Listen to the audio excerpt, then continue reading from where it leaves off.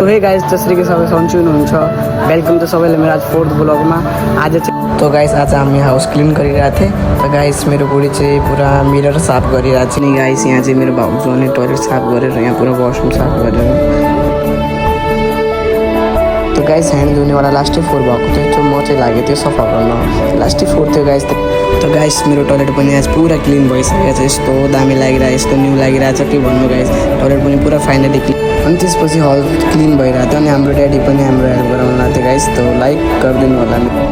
त guys finally मेरो आरू पनि यहाँ बाहिर क्लिन गरिरहेको छ होला जस्तै कि यहाँ काम चाहिँ धेरै यिनी चाहिँ गाइस हाम्रो चिम्बु टिम्बु कति प्यारा छन् हेर्नु होला गाइस मेरो बुढी चाहिँ मलाई कति माया गर्नुहुन्छ धेरै माया गर्छु म पनि त्यसलाई अनि मेरो आरू लागिसकेको थियो भोक अनि म त्यसको लागि गएँ छक्क पन्जा ल्याउन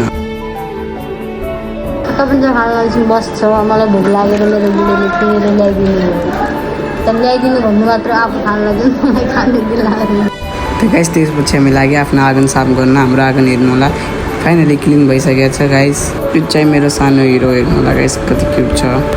आरू चाहिँ यहाँ मास बेचिरहेको चाहिँ फाडो बनाउनको लागि हेर्नु होला गाइस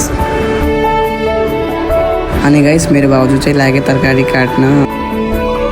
अनि गाइस मेरो भाउजू चाहिँ ढुक्काल्नतिर लागे मेरो आरू चाहिँ तरकारी पकाउनतिर लाग्नुभयो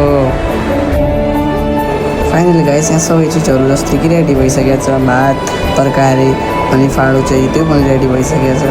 त गाइस मेरो भाउजू चाहिँ यहाँ खाना पस्किनतिर लाग्यो गाइस तो गाइस मेरो सानो मिनी ब्लग राम्रो लाग्यो भने लाइक एन्ड फलो गर्नु होला अनि मिल्छ अब नेक्स्ट